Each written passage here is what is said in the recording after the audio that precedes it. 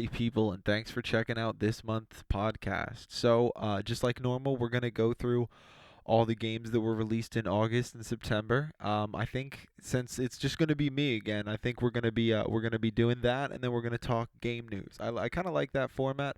I don't have a whole lot, but we'll talk about that. I'll talk about some progress I made on the maze this month. Do the normal plug stuff, and yeah, and that'll probably be the whole episode. So why don't we get started?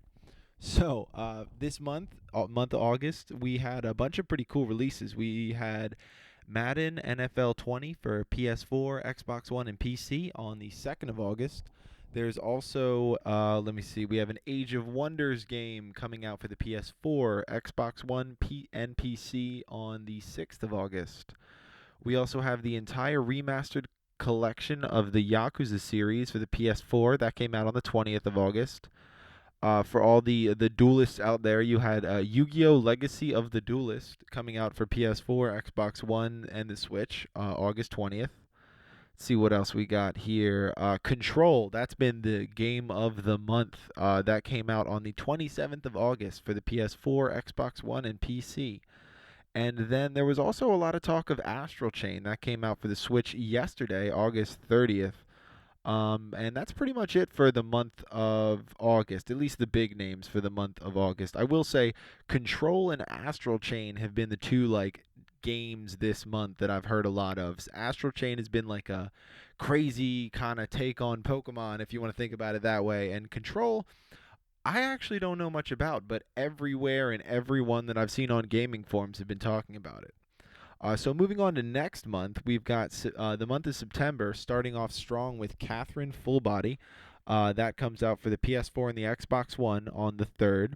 We also have Monster Hunter World Iceborne. That comes out September 6th. And I'm going to take right now to plug myself. This month we did a Monster Hunter World review, just getting prepared to see if it's worth it to buy Iceborne. So definitely I'll link that below. And yeah, you should check that out. We also have NBA 2K20. That comes out September 6th, if that's your cup of tea. Gears 5 comes out for the Xbox One and the PC September 10th. And then Borderlands 3. I know I've already pre-ordered my copy. I was on the hype train pretty early for this one. But Borderlands 3 comes out for the PS4, the Xbox One, the Stadia, believe it or not, and the PC on September 13th. Would love to know what kind of character you're going to pick if you're going to pick up that game. I know I'm going to run Flack for my first playthrough, and I'm totally going to stream it the day it comes out. So look out for that as well. Daemon X Machina comes out for the Switch on September 13th. That's been pretty talked about, but it's been like a Switch exclusive. It's going to be like a robot kind of game, and early in the Switch's life, a lot of people were talking about it. There's also NHL 20 that's coming out for the PS4 and the Xbox One on the 13th. The Legend of Zelda Link's Awakening comes out for the Switch September 20th. That's been pretty popular. It's looking like it's going to be a good game. I probably won't pick it up right away because I believe it's more of like a remake, but definitely pick that up if you are a Zelda fan. Then there is an iOS game that I actually just recently saw a bit on. It's called Mario Kart Tour. That comes out on the 25th of September. Definitely check that out.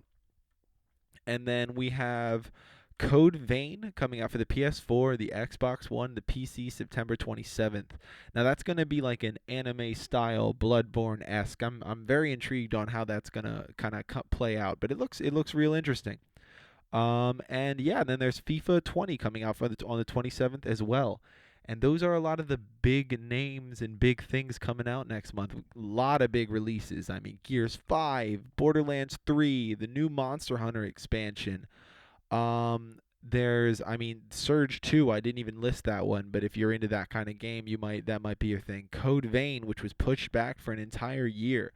A lot of big titles coming out next this month, so definitely you're gonna feel it in your wallets if you're picking them up as much as I am. But yeah, like I said, look out for the Borderlands 3 live stream. Definitely gonna be doing that the day it comes out, and check out in the description the review of Monster Hunter World. So yeah, that's the games that have come out so far. And I've kind of been looking around at stories for this month, and it's actually been kind of quiet. A lot of people are just talking about the new games that are coming out and how great of a month it is. I mean, to be completely honest, I'm not surprised. The gaming kind of year, if you want to look at it like that, in September and the early months, that's when games start to come out again after this long lull in the summer. There's always a summer lull in games where you get like maybe one good one. You know what I mean? I will mention while I was looking around at stuff, PS4 players, all my console gaming friends, September is going to be a great month to have PS Plus. The free games for PS Plus for September are Batman: Arkham Knight and Darksiders 3. Now, like, I don't know about you, but I've played the Batman Arkham Knight series, and they're awesome. So getting a free version is dope. Well, it's the game, it's free, but like getting it for free is dope. But then on top of that, like Darksiders is an excellent game, and I wasn't like all in on Darksiders 3 just because I wasn't all in on Darksiders 2 either. But the fact that they're letting me play it for free, I'm totally gonna pick that up. Like it's a cool game. I get to be this bad bitch with a whip sword. Like I'm about it. All right, let me play it, and it's free. So it's gonna be a really good month for free games. Don't be surprised if I don't review one of them or Borderlands 3 next month. It'll be one of those. So yeah, PS4 players, great month for all y'all. I mean, I'm in that bunch, but great month for all y'all. But yeah, on top of that, like I was saying, it's a lot of like cool. All these new games are coming out, and then I found one interesting article, and it has to do with an issue in a country that's kind of been an issue since as long as I can remember, but it's Australia. So Australia's always had these really strict video game laws, right? Like they don't like a lot of gore, they don't like drug usage, and they're really stringent about it. Games get really high ratings where they would have had like an ESRBT, you know? So DayZ and a host, about four other games. It's DayZ, We Happy Few, Hotline Miami, and something named Codename Bonaire. I don't know what it is, but people are saying it may be downloadable content for Red Dead Redemption 2, but whatever. It's all been like blacklisted or banned there. Now, it's not like you can't imagine it like some group of people just got into a room and were like, and we're going to ban this. It's not like that. They all of those titles had previously been like, I don't know, rated, I guess, by Australia's weird rating system because they don't use the ESRB. And then when they got a DLC, they had to be re-rated, I guess. And all of those companies or the people representing them were like, nah, F that. Like we don't want to be reclassified. We just want to keep the old classification. And that kind of effectively banned them. So I was thinking about it. I'm like, well, we all know Australia's system's weird. Like a lot of games that are tame have been or have had mild controversies in the States have gotten blown way out of proportion in Australia. I mean, GTA just to name one, you know? So I'm thinking, I'm like, well, like, okay, this is just a normal bit of their system. But at the same time, I mean, you know what you're getting into, right? Like, as an international company, you're getting involved with a country that has real strict laws and classifications and whatever. So like you're going to have to deal with that bullshit every time you release new stuff. So I feel like you can also kind of look at it from the perspective of like the devs should have just kind of sucked it up. You know what I mean? They should have just been like, yo, or not, maybe not the developers specifically, but whoever was promoting it or representing them should have just been like, yo, like, yeah, what do you want to classify this as? Let's get this done. Instead of allowing their games to be effectively banned. Now, I mean, there's definitely something to be said about Australia having stupid laws about video games and like the way that they have this backward mentality about how video games correlate to real life. Sure, like you can talk about that until the cows come home, but that's definitely a larger, more grandiose issue. It's just, I think that it, like, my first reaction was that. It's like, fuck Australia, this is a dumb law. Like, no offense to any Australians, but your video game laws suck. Like, sucks to suck. But then I'm like, well, wait a minute, man. Like a company, these aren't small companies. This is games like DayZ and Hotline Miami. Like they're small, but they've achieved so well. I shouldn't say they're small. Some of them are small. I know Hotline Miami has a small team, but they've achieved a great deal of success on those games.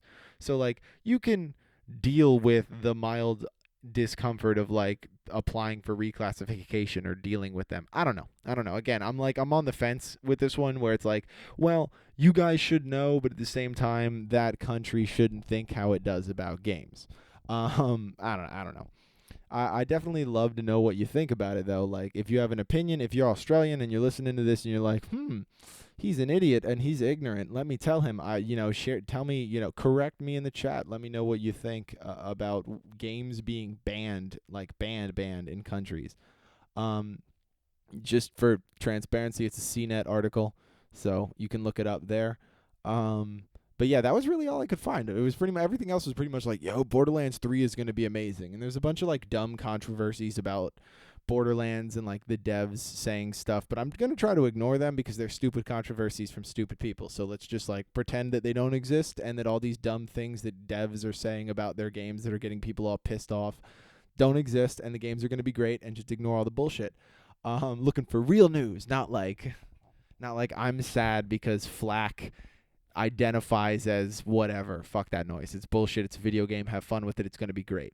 But that said, that little tirade aside, I've been doing quite a bit of work on the maze. Well, I should say I've been doing quite a bit of work on the code for the maze. The game itself is pretty much conceptually done. There's a few design edits that need to be finished, or rather fixed, but but like it's done.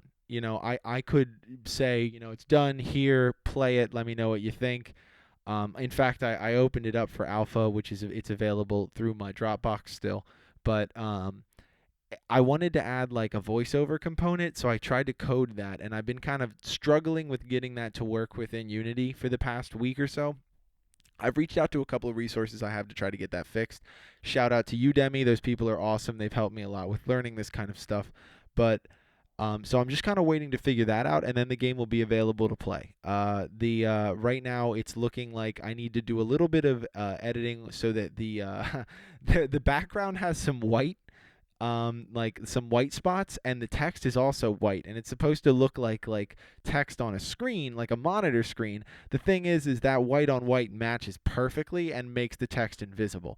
So I need to fix that, but that's what I mean by a couple of design tweaks and things that need to get fixed. Once I figure out the code problem, so what's happening is in Unity, basically I've made it so that there's a little part in the inspector that says like, yeah, please insert an audio clip here, but it's not recognizing any of the audio clips in my scenes. And because of the way this specific game is built, it's a little bit of a more difficult fix for me with my current knowledge. So keep your eyes peeled for that. It'll be done hopefully by the end of next month. I know I said that last month, but you run into troubles when you're doing shit like this. Um, I'm also working on a Fire Emblem like kind of game, but right now I'm very much in the design phase. I did a couple of like world sprites and made a concept that you can see on my Instagram, but I didn't really love like every single thing that I made, and I kind of realized I may have made a mistake in how I just started designing it, I guess. So I'm kind of going back to the drawing board, and I'm designing 10 unique characters, and then I'm going to build them down. So instead of building like a world sprite and then a bigger sprite and then like the portraiture for any kind of text, I'm going to build the portraiture, so really detailed overview of the character. Then I'm going to build the fight sprite, and I'll explain that in a second. Then I'm going to build the world sprite. And the reason I say fight sprite and not like animation sprite is because while it is a Fire Emblem style game, whereas in Fire Emblem, all of the fights are animated, so like you click attack and then you watch a scene where they fight. In this game, you're going to be when you fight, you're going to go into the thing, and it's going to become like a 2D brawler kind of game, and you will fight maybe best 2 out of 3 rounds, and that'll be whoever wins. So I'm going to kind of make the squads smaller, lots of S's, um, and I'm also going to make the combat longer. So hopefully that works out. But again, like I said, we're very much in the design phase, especially since I've literally had to go back to the drawing board. I mean, pen and paper, redesign it all.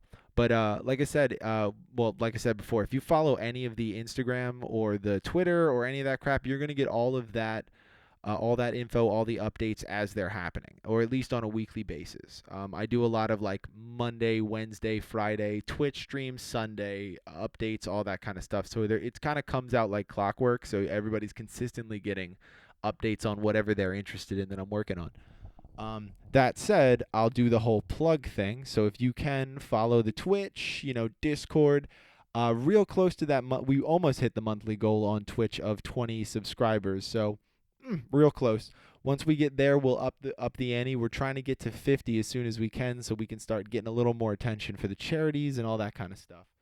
Um, Also, leave a like and subscribe if you like this kind of stuff. We do weekly streams that are posted on YouTube. They are from the Twitch. We do the reviews, this podcast, and I also do some gameplay videos whenever I, have the time or can cut them together of people that I play with. There's also the Instagram. Instagram's a lot of my visual art kind of stuff, updates on the video games I'm making, art projects, freelancing stuff. Definitely go there. Then the Facebook page and the website. They're kind of like the official face of Oni Games, if you want to think about it that way. Follow them. You're going to get links to all this kind of stuff. It's kind of like the hubs that you can go to for all those updates. And yeah, just kind of like and subscribe appropriately, however, whatever you want to follow. Also, final thing, I promise, I have a Discord that is always open. You can access that. I think there's a link in the description. If there isn't, it's on my Twitch page. You can definitely get at that. I'm on there pretty much daily and definitely in the live stream tab when I do my live streams. So yeah, check it out. And like I said in the beginning, I appreciate everybody checking this out. Like, subscribe, blah blah blah. It's ingrained in me. It's almost like I have to say it every time I say thank you. But yeah, have a great month, everybody, and yeah, peace.